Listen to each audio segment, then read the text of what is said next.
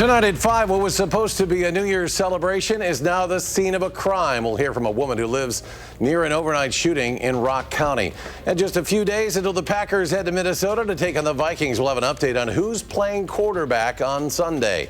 And EMS from Sun Prairie ending in 3 communities. Who will respond to emergencies in those places now? You're watching News 3 Now at 5. Good evening. Happy New Year. Thanks for joining us. Susan is off tonight as we start a look at your forecast. Some snow today, but is any more on the way? Meteorologist Blaze Keller joins us to tell us more. We are looking at a little bit of snow chances on both Saturday and Sunday. So Friday is going to be quiet as we continue to make our way into the start of the new year and ending this week going into the weekend. We had a little bit of snow that has since wrapped up. Right now on Radar 3000, the only snow that we continue to really see, or I should say accumulating snow, is off towards Fond du Lac, Manitowoc, as well as Sheboygan. Temperatures aren't too bad out there across southern Wisconsin. We're looking at the teens to about the low 20s as expected because of this latest round of snow brought in by a high pressure system. But the good news is we are going to start to warm on up. Winds are already starting to try to turn out of the south, and they'll eventually get there as we head into Sunday. So planning out our weekend. 26 on Saturday. Light snow possible, slightly warmer than where we were today, back into the mid-20s. Pretty seasonal on Sunday. Winds turn out of the south. We're looking at an evening wintry mix that will be out of here by the time we're waking up on Monday, going back to work after celebrating New Year's and whatnot. Now, temperatures, they're set to climb into the 30s and 40s next week. How warm we get, how long the heat lasts, and if that warm-up brings any rain along with it in the full forecast. All right, Blaze, thank you. And all lanes on the interstate southbound back open this evening after a crash blocked 2 right lanes near Lean Road on Madison's east side. The Wisconsin DOT says happened about 2:20 this afternoon. State Patrol responded. We've reached out to get some more details about the number of vehicles involved here and if there were any injuries, but we have yet to get any new information. We'll continue to keep you updated right here on News 3 Now and also online at channel3000.com. Right now, a man in the hospital after shooting in the Rock County town of Fulton early into the new year. News 3 Now's Nash Dara reports. Here on this quiet cul-de-sac right outside of Edgerton, neighbors say they woke up to gunshots. Just 2 hours into the new year, law enforcement responded to the scene to assist in what would be a gunshot wound. When my husband left for work, he saw a slew of police cars and a crime scene investigation van. Neighbors told me what was seemingly a New Year's Eve house party quickly turned to the site of a crime. You just never know. It can happen in any neighborhood. Yeah, this is a very nice neighborhood, but they were having a big party, and I don't know what the circumstances were, but, you know, it's New Year's Eve. People were partying, having a good time until they weren't. I did call for more information from the Rock County Police Department, and they said that the scene was contained and there was no threat to the public. Rock County law enforcement say they are still investigating. Near Edgerton, Nash Dara, News 3 Now. And we'll keep you updated on that shooting as we get more details on our website, channel3000.com. The Rock County Sheriff says a woman is facing a felony charge for driving drunk with children in her car. Happened last night about 6:30. An off-duty officer reported a car driving recklessly near North Harmony Town Hall Road. A deputy says he saw the car drive off the road into the grass median. 2 small children were in that vehicle. Luckily, no injuries. The 25-year-old Janesville woman behind the wheel was arrested and faces a charge for a third offense OWI with passengers under the age of 16. Overnight, the health care insurance prices for millions of Americans skyrocketed as some Affordable Care Act subsidies expired. Last month, Republicans in Congress voted against extending Obamacare's enhanced premium subsidies that was enacted by the Biden administration as part of a pandemic relief package. Those made coverage more affordable, which helped draw in more than 24 million people to sign up last year. One man tells News 3 Now the subsidy's expiration is sending the price of his insurance soaring from less than $5 a month to literally $600. It has taken like a real life check of like, what money should I put towards this? I'm like getting groceries. What money can I put towards my rent? What money can I put towards my health care? The House is expected to vote in January on a Democratic proposal to extend the subsidies for 3 years, but the effort does face significant hurdles in the U.S. Senate. As of this morning, people in Marshall, the town of Medina, and York no longer receive emergency response services from Sun Prairie. At 7 this morning, the city's paramedics turned over their responsibilities to a private emergency response service called LifeStar EMS. Marshall EMS ended its services 3 years ago after 45 years. That's when EMS was handed over to Sun Prairie, but even that city faces challenges to meet its own residents' needs. The Wisconsin Policy Forum found Sun Prairie has to try new approaches to maintain its services. Well, when Green Bay visits Minnesota Sunday, Jordan Love is cleared to play, but will only do so as an emergency backup option. Third stringer Clayton Tune will start at quarterback. Meanwhile, on defense, some help has arrived. Our News 3 Now senior Packers writer Jason Wilde has more from a snowy Lambeau Field. Desperate times call for desperate measures, and with the Packers dealing with a host of injuries on defense, including in the secondary, they were the only team to put a waiver claim in on Trayvon Diggs, the cornerback from the Dallas Cowboys who was released on Tuesday. They received him on Wednesday. He took part in practice, and while it may have been desperation that led to that move, Packers may have found someone who can definitely help their defense heading into the playoffs. Well, I think he's a guy that certainly has a ton of experience and has played at a really high level. I have not studied him outside of the games that the game that we played against him going into the season, but and I know he's been kind of in and out of the lineup a little bit, but a guy that has incredible talent. He's got a great ability to take the ball away and then do something with it. So we're excited to get him in here. I have not met him in person yet. We texted last night, but he's still going through our process. But hopefully we'll see him out here at practice.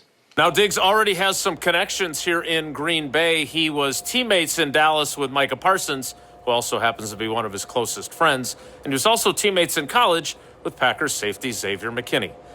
Diggs told us that he does believe he can play in Sunday's game against the Minnesota Vikings up in the Twin Cities. We will see if that ends up being the case. And you can see that game right here on Channel 3. Kickoff on Sunday is at noon.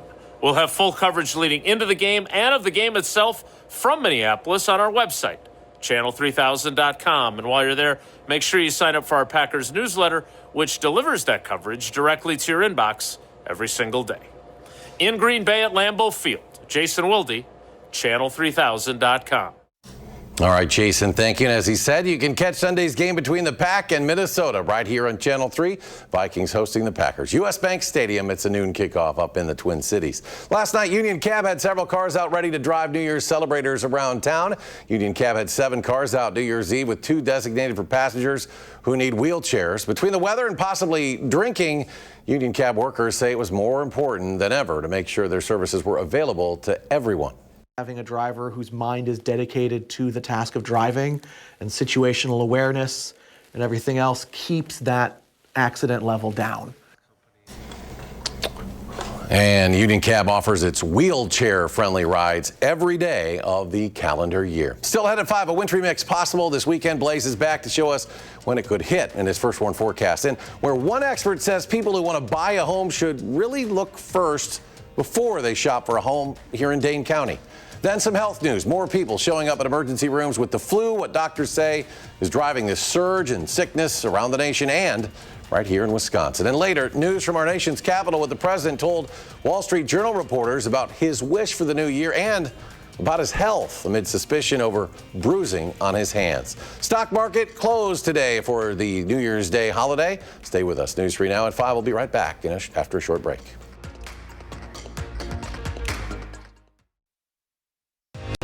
You're watching News 3 Now at 5. The Janesville Police Department is warning people about an uptick in scam calls. Scammers are reaching out to private businesses like food delivery or home services. They're making it look like the call is coming from a family member requesting a service at the target's home.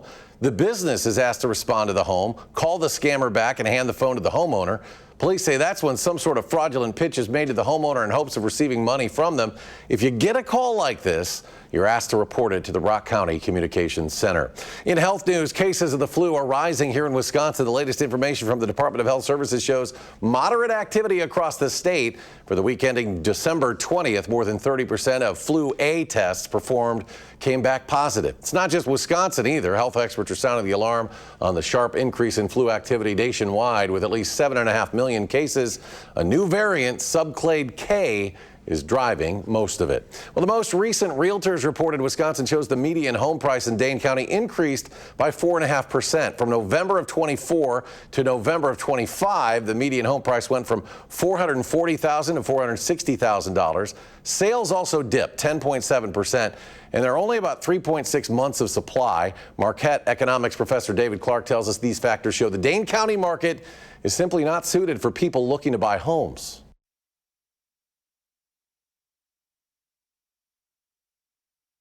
There's some audio issues there, but Clark recommends that people who want to buy a home in the greater Madison area try perhaps looking in other counties like Columbia, Greene, or Iowa for more buyer-friendly markets. Turning now to our forecast to start 2026, meteorologist Blaze Keller's here with all the details. Blaze? And it is going to be a seasonal start as we head further into Friday and then this upcoming weekend. But the first real full week of the new year and the new month is going to be on the warmer side. We're going to be in the 30s and 40s a couple of days next week. Sunnier as we end the work week and go into the weekend, which will bring us not only the chance for some light snow, but also a mix on Sunday. We'll take a look at that in just a moment. But we'll head into the single digits again tonight. Cooler off to the north and east, warmer to the south and west. Winds aren't going to be as breezy, so there may be just a slight wind chill, but we're not anticipating really those wind chills to get really cold as we've experienced earlier in this winter season. High pressure is moving on in, and that's going to keep our skies mostly clear to clear for your Friday. That's typical of high pressure systems. As this continues to push off towards the south and east, we may get a little bit of some light snow Saturday before this system moves its way further into the Ohio River Valley. And that's key because its southerly winds are going to combine with our next low pressure southerly winds, bring back a rain-snow mix as we head into Sunday evening and help warm us up as we go into our next work week. So Saturday's snow chances look to be pretty minimal and mainly across eastern parts of Wisconsin. We might not even see any of that light snow, I would say, from about Lone Rock, Iowa County back south and west. And we're not anticipating a lot of snow with this chance Saturday, maybe a dusting at best. And then we step ahead to Sunday. That rain-snow mix looking to move in as we go into the evening. Again, we might get some freezing drizzle with this as warmer air is starting to move in out of the south and west, mixing in with the cooler air at the surface and on the ground. We might get some slick spots. The good news is this moves on out of here by the time many of us are heading back to work next week. We're looking at 6 o'clock in the morning on Monday. That rain snow mix is out of here. Winds are going to continue to remain out of the south. So hopefully any slick spots will melt by the time we go into next Monday. If not Monday, Tuesday, because we are above freezing, upper 30s to low 40s, Tuesday, Wednesday. Heck, even Monday, Thursday, Friday, Saturday of next week is when we may start to cool on down. But we will certainly do a lot of melting over the next couple of days, starting Tuesday onward. And we'll take a look at those overnight lows as well, because some of those also get to about near freezing as we go into next week. But this warm-up is kind of short-lived. If we look beyond our extended forecast, that warm-up is already moving on out of here. This is between the 9th and the 15th. We're starting to say goodbye to this warmer than average trend. So if you're not a fan of the cold, get outside next week. Try to enjoy the warmth as much as you can, because I have a sneaking suspicion that as we go into more of the middle and possibly the end of January, we may be teetering more seasonal to slightly below average. And we know January is the coldest point of the year, so that could mean some cold temperatures are set to return. But not in the immediate future. As I mentioned, upper 30s to low 40s. And I do want to make mention here, those overnight lows, particularly towards the end of next week, Wednesday and Thursday, low to mid 30s. So during the daytime hours, we're going to chip away at some of that surface ice thickness. But as we go further into the overnight and next week, we're going to probably chip away at some of that ice that's below the surface as well. And these are the most recent ice reports. These are not updated daily from LakeLink. So please keep that in mind. It's looking about a half a foot of ice, if not more, across many of our lakes. But with the warming up temperatures, I just want to stress, especially with those warmer overnight lows in the forecast, our ice is likely going to be thinning probably by the second half of next week into that following weekend, and we want everybody to stay safe. Always be careful. We Yeah. cover too many stories of people going through that, so be careful out there. On an official note, Madison lakes have officially frozen over. This is from the State Climatology Office announcing today Lake Mendota fully froze today. Now, Monona froze back on December 12th. The office says December's changing temperatures, the windy weather, made it difficult for Mendota to build up its ice cover. It also issued a reminder that ice should be 3 inches thick before people can walk on it. Some safety things like Blaze was talking about. It's never truly fully safe to be out there. If you entered the Mendota Freeze Contest, by the way, that they have every year, and you did happen to pick today as your prediction, you will be entered in a random drawing of local gift cards. Still ahead, President Trump says he hopes for peace in the new year, despite his administration's repeated strikes on alleged Venezuelan drug smuggling boats. We'll bring you the latest on that escalating conflict. That's next. Plus, the new year is here, but we're still holding on a bit to 2025, and our Brady Mallory takes a look back at some of his favorite stories that he shared last year. That's a little bit later on News 3 Now at 5.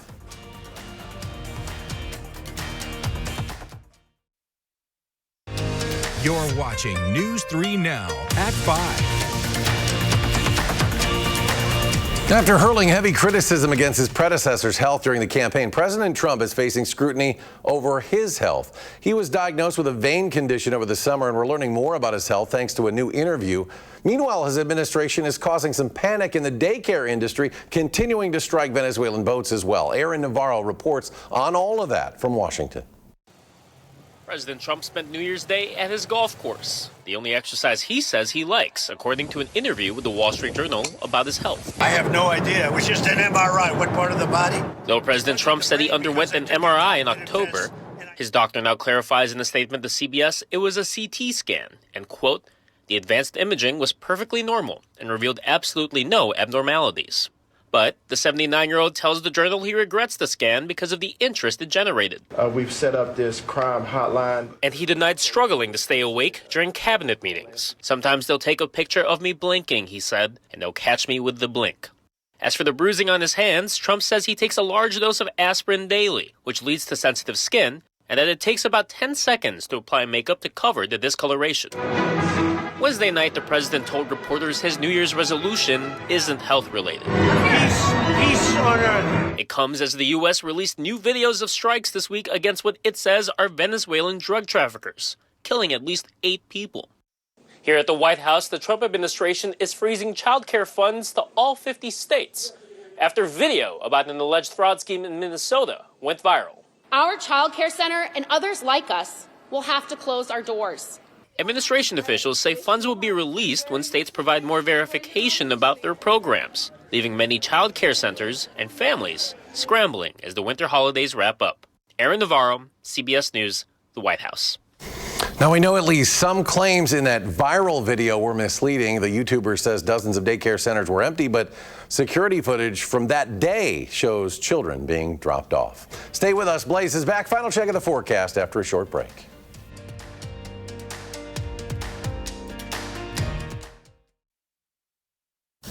It is officially 2026 now, but we're not leaving everything out from last year. Tonight, we're looking back at some of the year's best. Our Brady Mallory highlights some of his favorite local community stories in this year-ender. Always learning new things. It's amazing how just one year can turn into several. That's true for Lou Falligant. In 2025, he celebrated 50 years of being a physician assistant. I think most people have retirement dreams. I'm not sure I ever really did. It's a responsibility, but it's also a calling. It's a little scary if you really sit down and think about it for very long, but I don't. I just do it. In Cambridge, the event Dip for Dozer turned 20. It's a fundraising event that honors the life of Dustin Dozer Zulsdorf, a high school football player who died in 2004. I think what I like about this event is it doesn't highlight the loss. It really has become a celebration of life. A Wisconsin filmmaker saw his movie on the Hollywood big screen. Kyle Hausman Stokes' semi-autobiographical film, My Dead Friend Zoe, is a love letter to veterans and his home state. I wanted to show people that we veterans are more than the extremes. We're not all just super soldier Navy SEALs or broken and drunk and angry. Most of us live somewhere in the middle. Yeah, that's what I wanted to communicate with the film. 2025 was a big year for Merla Chappelle. You gotta help me out here. She put her dreams on hold until a nightmare cancer diagnosis pushed her to make them come true. She beat cancer, and at age 60, she got her high school degree. I do the best that I can, put my best foot forward, trying to help myself, and I go to praying, and I turn it over to God. Shake, shake, shake. Shortly after Steve and Sean adopted little Ellie, they found out she needed a liver transplant. Ellie soon learned her two dads are her perfect match in more ways than one. They've given her a loving home, and Sean was able to give Ellie part of his liver, saving her life. I don't see it as saving her. I happened to be there and my liver worked. Any parent would give up any part of their body to have their child live a full and healthy life. Michael and his daughters, Teresa and Michelle, do everything together. They even fought breast cancer together. I have the right to remain silent. First, Teresa got it, then her dad, and then her sister, Michelle. They all beat it, and they're glad they didn't have to do it alone. I love you. Love you too. If you want to raise a glass to anyone in this story, or to your own triumph, there's no better place than a good old Wisconsin dive bar. Scott Small can't bottle up his excitement about a good dive, and he travels the state posting them on his Instagram, Dives of Wisconsin. His goal is to show you how these hole-in-the-wall places may fill a space in your heart. A lot of times the people who go to these bars, the regulars at these bars, are like a family. We're adding in our sausage. 2025 was a big year for so many people. Breathe in, arms up. Whether this new year means the beginning of something great for you, the year you overcome a major obstacle, a year you try a new recipe. Perfect. A year with the ones you love the most. This is family, right? Or maybe a year you try growing a mustache. Remember when I did that? Or another trip around the sun that adds to a major milestone. I hope 2026 is your best year yet. It will soon. Cheers. All right, we gotta go. See you later. All right, always great to see Brady's storytelling all year round. Blaze is back with a final check of the forecast. And we're looking at a cooler night into the single digits, clear to mostly clear with light winds, and we are back into the 20s on Friday. Plenty of sunshine. Light snow Saturday, rain snow mix to end Sunday overnight, but clears out by Monday, and that's when we warm up. Upper 30s to low 40s all next week with another chance for a light mix on Tuesday. Blaze, thanks. Thanks for watching, folks. CBS Evening News is next. We're back in 30 for News 3 Now at 6. You can always find us streaming 24/7 on Channel 3000+. We'll see you shortly.